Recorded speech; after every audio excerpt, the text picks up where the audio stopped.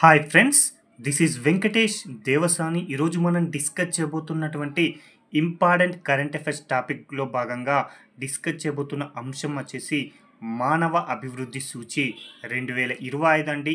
Human development index అండి. 2025 సంవత్సరంలో ఈ యొక్క మానవ అభివృద్ధి సూచిని అయితే విడుదల చేయడం జరిగింది.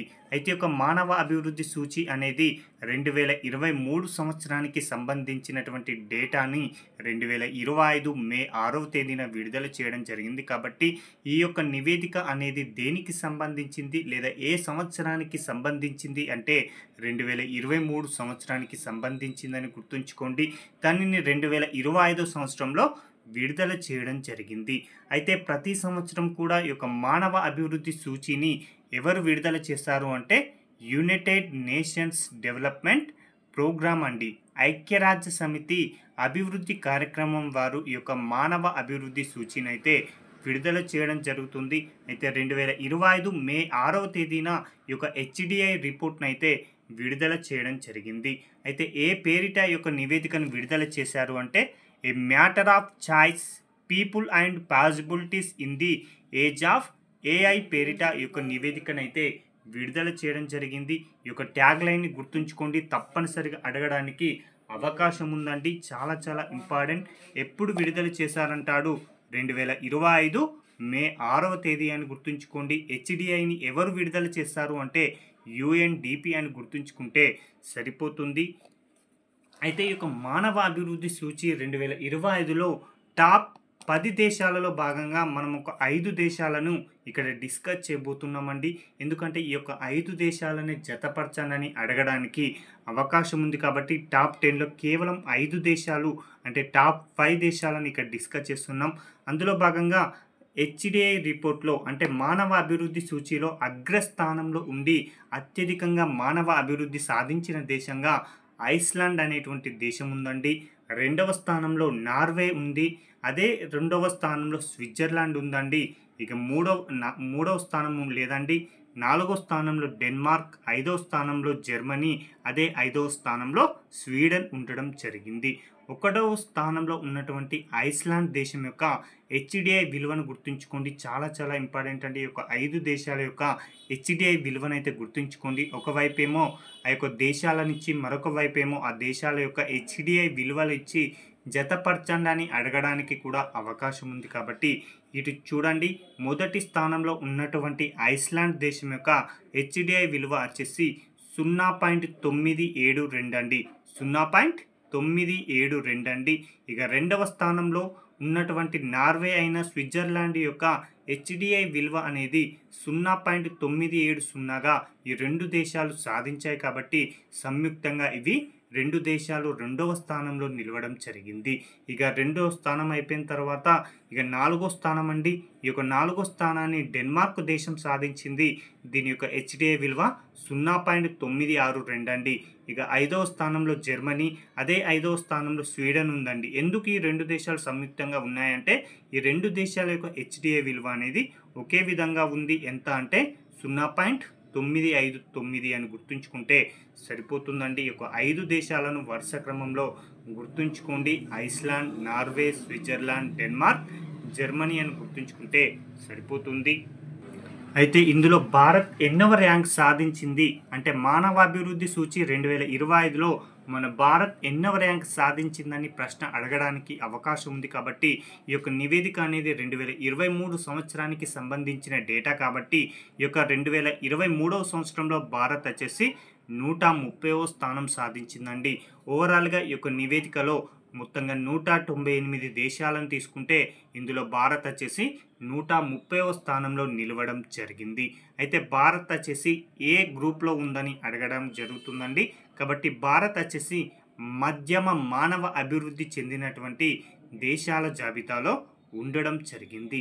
అయితే గతంలో విడుదల చేసినటువంటి మానవ అభివృద్ధి సూచి 2022లో భారత ర్యాంక్ వచ్చేసి 133 ఉండగా ప్రస్తుతం వచ్చేసి 130వ స్థానంలో ఉండడం జరిగింది. కాబట్టి చాలా చాలా ఇంపార్టెంట్గా గుర్తుంచుకోండి. అంతకుముందు ఏడాది కన్నా కూడా ఈ యొక్క ర్యాంక్ అనేది పెరగడం జరిగింది భారత్. కాబట్టి 3 స్థానాలలో పురోగతిని సాధించిందని గుర్తుంచుకుంటే సరిపోతుందండి. 2023 అంటే 130, 2022 అంటే 133వ ర్యాంక్ భారత్ అని గుర్తుంచుకోండి. అయితే అసలు ఈ యొక్క మానవ అభివృద్ధి సూచీని ఎన్ని ప్రాథమిక అంశాలను ఆధారంగా లెక్కిస్తారనేది కూడా మనకి తెలిసి ఉండాలండి. చాలా చాలా ఇంపార్టెంట్ అండి. వీటి యొక్క అంశాలపైన ఎన్నోసార్లు ప్రశ్నలు అడిగారండి. కాబట్టి చాలా చాలా ఇంపార్టెంట్ ఉన్నటువంటి అంశాలండి. వాటి యొక్క ఒకటి చూడండి, ఒకటి దీర్ఘకాలిక ఆరోగ్యవంతమైన ఆయుర్దాయాన్ని ఒకటి ప్రామాణికంగా తీసుకున్నారు. మరొకటి పరిజ్ఞానం అండి. అంటే వయోజన విద్య ద్వారా 2/3 వంతు భారత్వం ఇచ్చారు. అదేవిధంగా స్థూల విద్యార్థుల నిష్పత్తి 1/3 భారత్వం ఆధారంగా ఈ యొక్క పరిజ్ఞానాన్ని లెక్కించడం జరుగుతుంది. ఇక మూడవది వచ్చేసి ఉన్నత జీవన ప్రమాణం అండి. చాలా చాలా ఇంపార్టెంట్. ఉన్నత జీవన ప్రమాణాన్ని మనం అమెరికా డాలర్లతో లెక్కించడం జరుగుతుంది. కాబట్టి చాలా చాలా ఇంపార్టెంట్గా ఈ యొక్క 3 అంశాలను అయితే గుర్తుంచుకుంటే సరిపోతుందండి. ఇక భారత్కు సంబంధించిన హెచ్డిఐ అంశాలను కనుక పరిశీలిస్తే 2022 సంవత్సరంలో భారత్ ర్యాంకు 133 ఉండగా 2023లో 130వ స్థానంలో ఉండడం జరిగింది.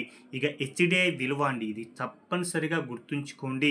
గతంలో చాలాసార్లు భారత్ యొక్క హెచ్డిఐ విలువ పైన ప్రశ్నలు అడగడం జరిగింది.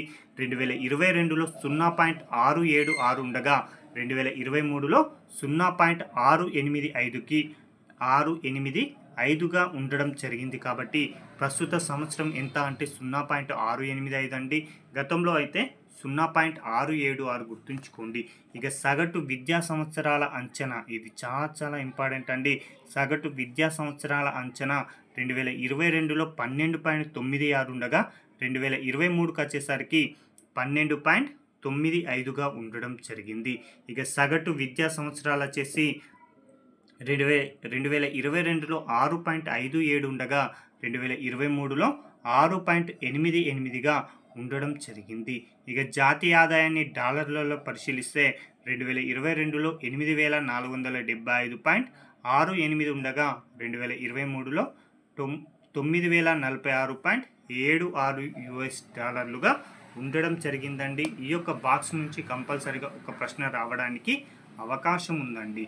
ఇక ఇదే నివేదిక సందర్భంగా ఒక నివేదికను విడుదల చేశారండి. ఆ యొక్క నివేదిక వచ్చేసి లేదా సూచి వచ్చేసి లింగ అసమానత సూచి అండి. చాలా చాలా ఇంపార్టెంట్ అండి. లింగ అసమానత సూచి 2023 సంవత్సరానికి సంబంధించి 2025లో విడుదల చేయడం జరిగింది. ఈ యొక్క లింగ అసమానత సూచిలో భారత్ పురోగతిని సాధించిందండి. 2023లో మొత్తంగా 193 దేశాల్లో మన భారత్ వచ్చేసి 102వ స్థానంలో నిలిచింది. ఇది మోస్ట్ ఎక్స్పెక్టెడ్ ప్రశ్న అండి. చాలా చాలా ఇంపార్టెంట్ అండి. 193 దేశాలలో భారత్ ప్రస్తుతం 102వ స్థానంలో ఉందండి. అదే 2022 సంవత్సరంలో అయితే 166 దేశాలలో 108వ స్థానంలో ఉండడం జరిగింది. అంటే ఈ యొక్క ఏడాది 6 స్థానాలు అనేది భారత్ మెరుగు చేసుకోవడం జరిగిందని గుర్తుంచుకుంటే సరిపోతుందండి. లింగ అసమానత సూచిలో భారత్ 102వ స్థానం, అదే హెచ్డిఐలో భారత్ వచ్చేసి 130వ స్థానం అని గుర్తుంచుకుంటే సరిపోతుంది. ఈ యొక్క మానవ అభివృద్ధి సూచిని ఎవరు రూపొందించారు అంటే పాకిస్తాన్ దేశానికి సంబంధించినటువంటి మెహబూబ్ ఉల్ హక్ అనేటువంటి వ్యక్తి ఈ యొక్క హెచ్డిఐని అయితే రూపొందించడం జరిగింది. దీనిని ఎవరు విడుదల చేస్తారు అంటే UNDP అని గుర్తుంచుకుంటే సరిపోతుందండి. చాలా చాలా ఇంపార్టెంట్గా ఈ యొక్క సూచి నుంచి ఒక ప్రశ్న రావడానికి అవకాశం ఉంది. కాబట్టి ఒక్కసారి క్లియర్గా చూసుకోండి. Thank you.